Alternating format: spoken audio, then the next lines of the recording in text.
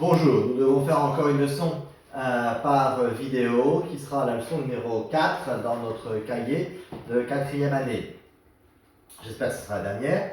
On va avancer donc notre programme. C'est des points qu'on aura peut-être l'occasion de reprendre un petit peu quand on se reverra, mais c'est important que vous ayez pris un peu d'avance, au moins pas de retard. Et donc c'est deux thèmes qu'on va aborder aujourd'hui. Ce sera les points 3 et 4 du credo. Vous vous rappelez que le credo, on en avait parlé au début de l'année, la prière que vous apprenez petit à petit, eh bien, elle est en 4 parties. Tout d'abord, les 3 personnes de la Trinité, on peut utiliser ce mot puisque nous avons expliqué le mystère de la Trinité.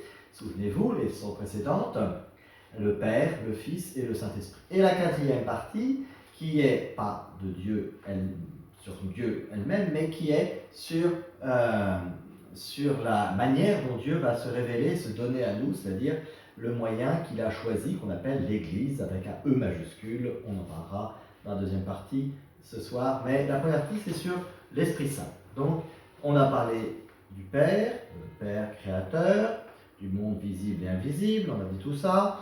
Du Fils, alors le Fils, on en parle depuis le début du catéchisme, c'est Jésus, tout ce qu'on a pu dire sur Jésus, et on a parlé donc du mystère de l'incarnation, du mystère de la rédemption autour de Jésus. Et puis voilà la 3e personne de la Trinité, on entend ce terme, personne, on l'a expliqué, c'est l'Esprit Saint. Alors là, l'Esprit Saint, c'est un peu plus difficile à parler, parce que nous avons, pour l'Esprit Saint, une image un peu plus floue. Le Père, quand on dit le Père, on sait ce que c'est qu'un Père sur terre, donc on imagine à peu près un Dieu créateur qui est Père. Voilà. Bon. Le Fils, Jésus, c'est encore plus facile à imaginer puisqu'il est venu sur terre, il a pris un corps. L'Esprit Saint, alors l'Esprit Saint c'est un peu plus compliqué à avoir une image en nous. Alors pour cela, eh bien, la Bible nous présente l'Esprit Saint sous plusieurs images. Et en fait, ça va être un peu comme si on voulait découvrir, vous pensez à une montagne par exemple, eh bien, si on veut comprendre cette montagne, il faut aller la voir sous plusieurs angles.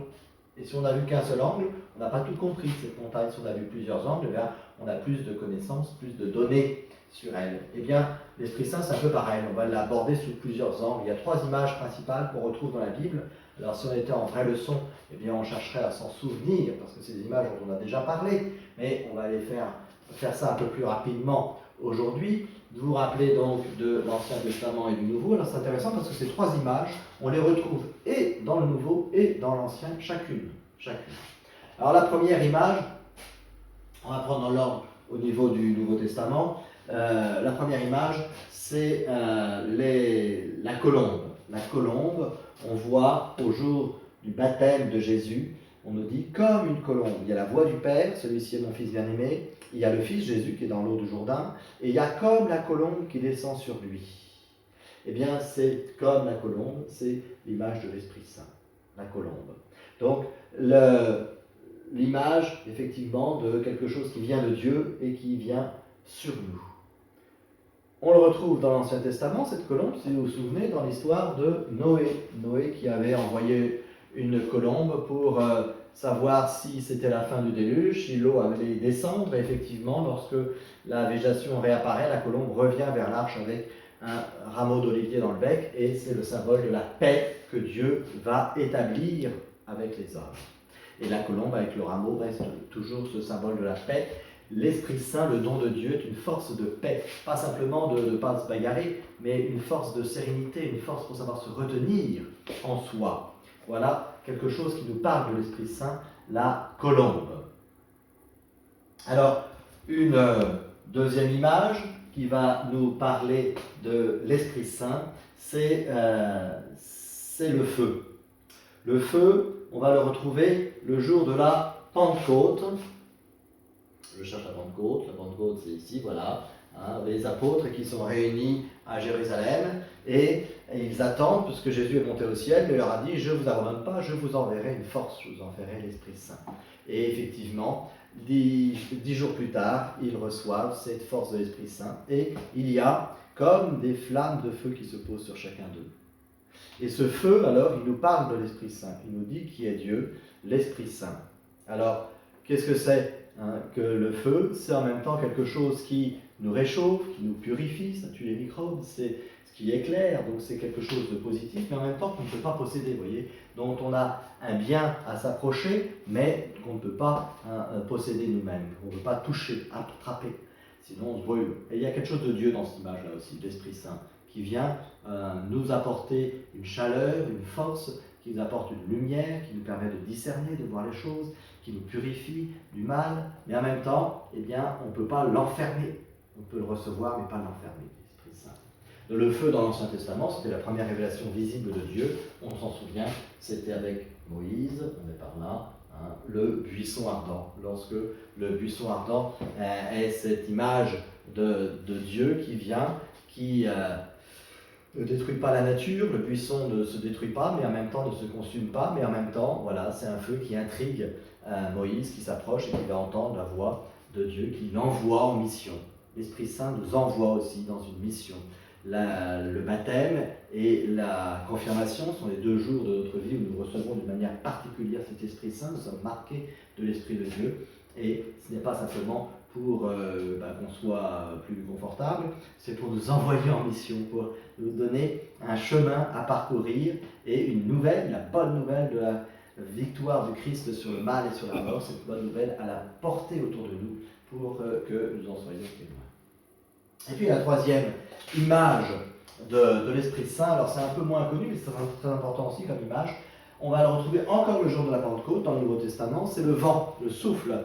Il est dit dans le texte des Actes des Apôtres qu'avant de recevoir l'Esprit Saint, il y a comme un vent qui a soufflé dans cette pièce. Et ce vent, alors, on le retrouve aussi dans l'Ancien Testament. Là, c'est une scène moins connue dont on n'a pas parlé en fait. L'année dernière, quand on avait fait le cours sur l'Ancien Testament, c'est ici, c'est Élie. Voilà, on avait parlé d'Élie, qui montait sur son char de feu. On avait parlé d'Élie à différents moments. Et effectivement, dans un passage de la vie d'Élie, eh bien, Dieu se révèle à lui à travers le souffle d'une brise légère, alors qu'Élie attendait Dieu dans des manifestations un peu extraordinaires. Il avait vu un ouragan, il avait vu un déluge, il avait vu un feu terrible, un tremblement de terre. Eh bien, Dieu n'était pas dans ces manifestations terribles, par contre, il est dans la brise légère. Pour nous faire comprendre que Dieu, eh bien, par l'Esprit Saint, vient nous dire quelque chose, mais c'est quelque chose qu'il faut entendre dans le silence de notre cœur, et pas simplement dans des choses qui nous terrifient ou qui nous impressionnent. Voilà pour l'Esprit Saint. L'Esprit Saint, donc, c'est une force de Dieu, on va dire tout simplement une force d'amour. Dieu vient nous marquer de son amour, et c'est une force qui vient en nous. Vous voyez, le Père, c'est Dieu qui nous parle de loin, comme un Père. Il nous guide, il nous corrige si c'est nécessaire, il nous rappelle des choses importantes. Le Fils, c'est Jésus qui vient marcher à côté de nous, qui nous donne la main, qui nous soutient, qui nous relève quand c'est nécessaire. L'Esprit Saint, c'est une force qui vient en nous, et qui vient mettre de l'amour en nous. Et quand on sait qu'on a aimé, eh bien, ça nous rend plus fort. On est capable de faire des choses parce qu'on sait qu'on a aimé, qu'on compte pour les autres. Alors que si on croit, c'est jamais vrai grâce à l'Esprit Saint, mais si on croit que personne nous aime, eh bien, on n'est plus capable de rien faire. Voilà, c'est Esprit de Dieu, l'Esprit Saint. C'est la troisième partie du credo. On reviendra sur ce thème, sur d'autres aspects, mais c'est important de l'avoir en vue. Et cet Esprit Saint, on l'a reçu en nous. C'est cet Esprit qui nous a fait enfants de Dieu, qui nous a marqués dès notre baptême, à notre baptême. Et vous le recevrez quand vous serez confirmés pour effectivement faire de cette présence de Dieu une force pour affronter une vie d'adulte avec des choix, avec des responsabilités, avec des choix à assumer dans le long terme. Et cela, eh bien, c'est pas possible tout seul. On ne sait à peu près ce qu'il faudrait faire, mais on n'y arrive pas toujours, on n'a pas toujours la force suffisante. Alors, l'Esprit Saint, c'est cette force qui nous aide. Voilà pour l'Esprit Saint. Alors, nous allons maintenant aborder la quatrième partie, qui est importante aussi. On va l'aborder sous un certain angle, on ne va pas tout dire, bien sûr, on pourrait tout dire, mais on ne va pas le faire. C'est l'Église. Alors, l'Église, qu'est-ce que c'est? Il faut d'abord bien comprendre de quelle Église on parle. Pour parler de l'Église au sens de notre leçon de catéchisme, il faut faire la différence entre l'Église avec un petit e et l'Église avec un E majuscule. On ne parle pas du tout de la même chose. Si je dis l'Église de Verberie, l'Église de Béthisy, l'Église de Saint-Sauveur, j'écris ça avec un E minuscule. Je parle d'un bâtiment, un beau bâtiment ancien, dans lequel on se réunit pour prier. Lorsqu'on parle de l'Église catholique, on met un E majuscule parce que là, on parle plus simplement d'un bâtiment. Ce bâtiment, il va nous faire penser à l'Église, mais ce n'est pas l'Église. L'Église avec un E majuscule, c'est la famille des chrétiens. C'est la famille des chrétiens qui, effectivement, va être cet ensemble dans lequel nous sommes entrés par notre baptême. Nous sommes enfants de Dieu. Et bien, si on est enfant du même Père, on est dans la même famille. Cette famille, on l'appelle l'Église catholique. Alors, il y a deux mots, Église catholique.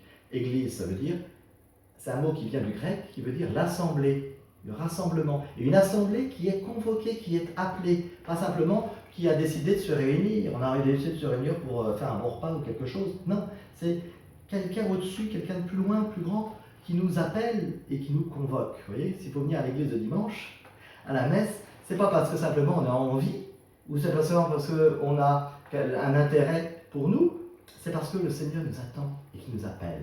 Voilà, il y a une convocation dans le mot église, dans le mot. Et catholique, ça veut dire universel, pour tous. Lorsqu'on dit l'église catholique, c'est une église qui est pas simplement pour quelques-uns qui ont compris quelque chose ou qui ont décidé quelque chose, c'est un message qui est pour tous les hommes. Et l'église, depuis 2000 ans, depuis Jésus, eh bien, elle est appelée à réunir, à convoquer tous les hommes de tous les pays, de toutes les cultures, de tous les styles. Hein, voilà, on est ensemble, une famille.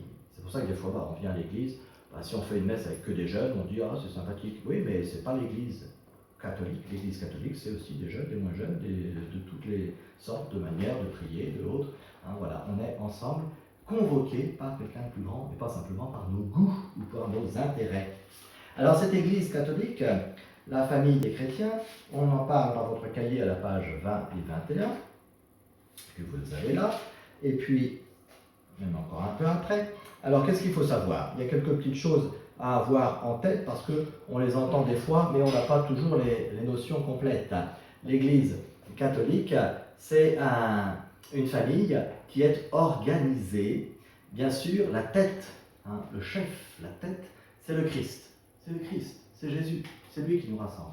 C'est lui qui nous rassemble et qui nous donne la force. Et en même temps, elle est organisée à travers des personnes qui sont appelées par le Seigneur pour être l'image de cette présence de Dieu au milieu de nous. Ces personnes, eh bien, vous les connaissez de près ou de loin. Elle est organisée à travers d'abord celui qu'on va appeler le vicaire du Christ. Le vicaire, c'est-à-dire l'adjoint du Christ sur terre. Le Christ, il est présent dans les sacrements, mais on ne peut pas l'entendre parler, il ne peut pas nous faire des discours. Alors, eh bien, il a un vicaire, il a un adjoint qui va être celui qui va porter cette présence de Jésus et qui va unifier tous les chrétiens autour de cette parole de Jésus. Ce vicaire du Christ, eh bien, c'est Saint Pierre. C'est Jésus qui avait choisi les apôtres pour ça, et un chef des apôtres. Si on veut qu'il y ait un groupe avec un peu de cohérence et d'unité, il faut un chef. Et ce chef, c'était Saint Pierre. Sauf que Saint Pierre, il est mort il y a 2000 ans, un peu moins, mais presque. Alors quand Saint Pierre est mort, qu'est-ce qu'on a fait? Eh bien, on a cherché un successeur. Qui est-ce qui allait remplacer Saint Pierre? Et on a trouvé un homme, et on l'a choisi, il s'appelait L'un. Et quand l'un est mort, eh bien, on a cherché un deuxième successeur. Et ce deuxième successeur, c'était Clé. Et quand Clé est mort, on a cherché un troisième successeur. Et ce troisième successeur, il s'appelait Clément. Et ainsi de suite, jusqu'au 266e successeur. Aujourd'hui, en 2020, eh bien, celui qui est le successeur de Pierre, il est le 266e. Et ce 266e, il s'appelle, vous le savez, François. Tout simplement, c'est le pape François. Le pape, c'est le successeur de Pierre. C'est celui qui tient la place que Pierre avait reçue de Jésus depuis 2000 ans. Voilà. Il habite à Rome. Pourquoi Rome? Parce que c'est là que Saint-Pierre est mort. C'est là qu'il y a le tombeau de Saint-Pierre. Et comme le premier chef de l'Église est mort à Rome, eh bien, tous les successeurs, à part des exceptions à un moment, mais sinon tous les successeurs, tant que c'était possible, ont vécu et ont été à Rome. Voilà donc pour le pape.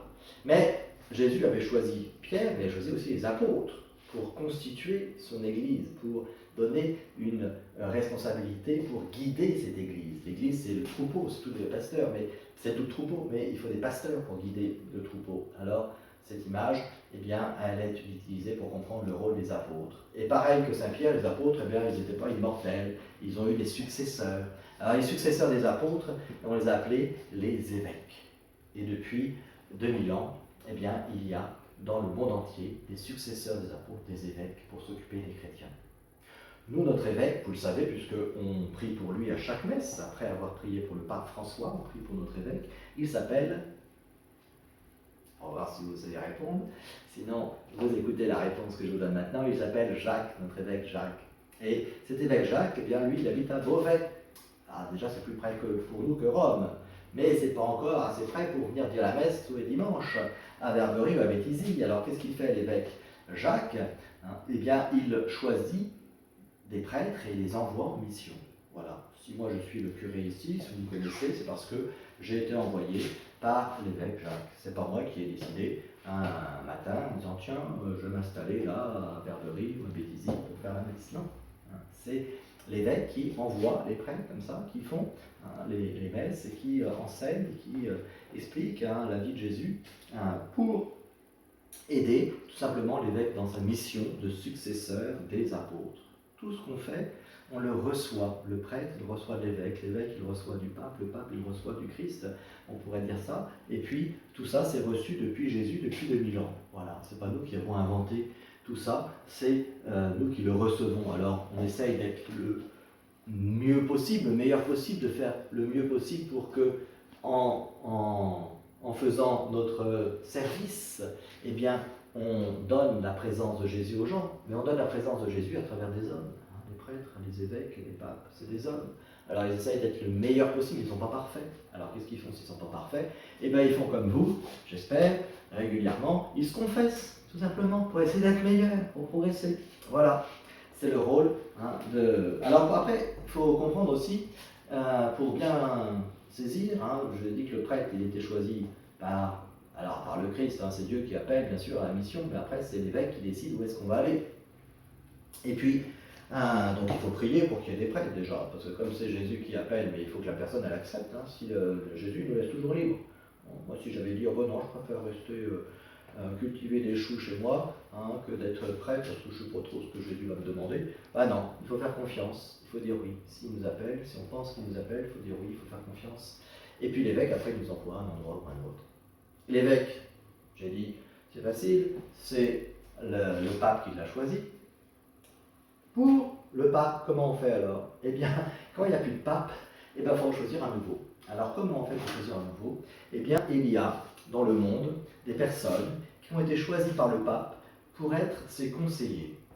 Ces personnes, on les appelle les cardinaux. Alors, il y en a à peu près une centaine, 150 dans le monde. Et quand il n'y a plus de pape, les cardinaux se réunissent. On prend les cardinaux pour moins de 80 ans. Les plus de 80 ans, ils restent chez eux. Les moins de 80 ans, ils viennent. Ils sont toujours entre 100 ou 120 à peu près. Et ils vont choisir, tout simplement. Ils vont prier. Et puis voter, jusqu'à temps qu'il y en ait un qui ait les 2 tiers des voix. Souvent, c'est un d'entre eux. Mais ça pourrait être un autre. Il pourrait choisir quelqu'un d'autre. Mais souvent, c'est un des cardinaux qui est choisi pour être pape. Et pareil que pour le petit prêtre, quand Jésus lui demande, il faut qu'il accepte. S'il est choisi, il dit j'accepte ou j'accepte pas. Et après, il est pape. Voilà un petit peu pour connaître l'organisation de l'Église. Mais l'Église, c'est pas que les papes, les évêques ou les prêtres, c'est tous les chrétiens. Tous les chrétiens, ils sont l'image de Jésus. Par notre baptême, par notre confirmation, quand ça viendra, eh bien nous sommes l'image de Jésus. Alors il faut être fidèle à notre baptême, parce que lorsqu'on nous voit, lorsqu'on vous rencontre au collège, souvent les autres ils savent, tiens lui, il va à l'église le dimanche. Ça, et j'espère qu'ils le savent, parce qu'on n'a pas besoin de le cacher, on n'a pas à le crier sur tous les toits, on n'a pas à le cacher non plus. Alors, eh bien, ils se disent, les chrétiens, c'est quand même des gens qui font des efforts, qui sont bien, qui font un bon exemple. Si ils voient les choses bonnes en vous. Si vous faites que des bêtises, ils vont dire, les chrétiens, ça paraît d'être chrétiens, ils vont faire ça, vous voyez. Alors c'est vrai, si le prêtre fait des bêtises, c'est pareil, on va dire ça, mais c'est vrai pour tous les chrétiens. Donc c'est important, vous voyez, d'être un témoin de Jésus, parce que on fait partie de l'Église, la famille c'est nous, et c'est nous qui rendons Jésus présent et attirant d'une certaine manière pour que les autres pour que tous puissent vivre selon le message de Jésus qui veut nous sauver pour le bien et pour le bien éternel. Voilà ce qu'on peut dire un petit peu sur l'Église. Je regarde dans mon cahier s'il y a des choses encore à préciser. Voilà, j'ai fait un petit peu le tour. Il y a encore des choses plus précises dans votre cahier, bien sûr, mais un petit peu le tour de ce qui était important à retenir. Une dernière chose pour finir, dans l'Église, j'ai dit qu'il y avait le pape, les évêques, les prêtres et tous les chrétiens, mais il y en a qui ont une importance particulière et sur lesquels il faut qu'on s'appuie, c'est les saints. Dans l'histoire, depuis 2000 ans, il y en a qui ont été des exemples particuliers. Et le pape, un de ses rôles, c'est de nous les donner en exemple. Quand il béatifie quelqu'un pour dire, voilà, ça c'est un saint, vous pouvez l'imiter, faire pareil que lui, puis le prier pour qu'il vous aide au ciel, eh bien, c'est eux qui sont vraiment l'Église. Les meilleurs modèles, c'est les saints. C'est ceux-là qu'il faut retenir. Et justement, je vais vous dire 2 mots pour finir cette vidéo sur un bienheureux, un saint qui a été déclaré saint il n'y a pas longtemps, qui est mort il y a 14 ans, c'est pas très vieux, et qui avait 15 ans quand il est mort. Donc pratiquement, pas tout à fait encore votre âge, mais bientôt. Eh bien, en 15 ans de vie, il a réussi à être un saint. Et il ne savait pas qu'il allait mourir si tôt. Il a eu une maladie foudroyante, il est mort en quelques semaines, mais il était en pleine santé, il était sportif, il faisait plein de choses. Et tout d'un coup, voilà, ça s'est arrêté. Mais ça suffisait, tout ce qu'il avait fait était tellement beau, tellement grand, et en particulier, il a mis la messe au milieu de sa vie. Il s'appelait Carlos Acuti, et si vous voulez savoir un petit peu des choses sur lui, eh bien vous pouvez aller cliquer sur la vidéo que j'ai faite pour l'aumônerie des lycéens. Ça vous donnera un petit peu d'avance. C'est celle des lycéens qui est sur le site internet. Et là, on parle de Carlos Acutis, un jeune Italien donc, qui, voilà, c'était un saint, et en même temps c'était un jeune, et en même temps il tapait dans le ballon, il jouait au foot comme vous, et puis il jouait sur son ordinateur aussi. Il l'utilisait aussi pour faire du bien, son ordinateur, vous verrez. Voilà, donc un exemple à suivre. C'est ça l'Église. C'est l'Église des saints, notre Église. C'est d'abord l'Église des saints, avant d'être l'Église des chefs ou des sous-chefs. Il en faut bien des chefs et des sous-chefs, mais c'est d'abord l'Église des saints.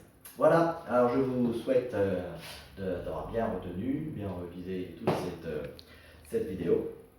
Et puis j'espère qu'on va se retrouver bientôt, très bientôt, pour la messe et pour nos leçons de catéchisme. Au revoir, merci de votre attention, à bientôt.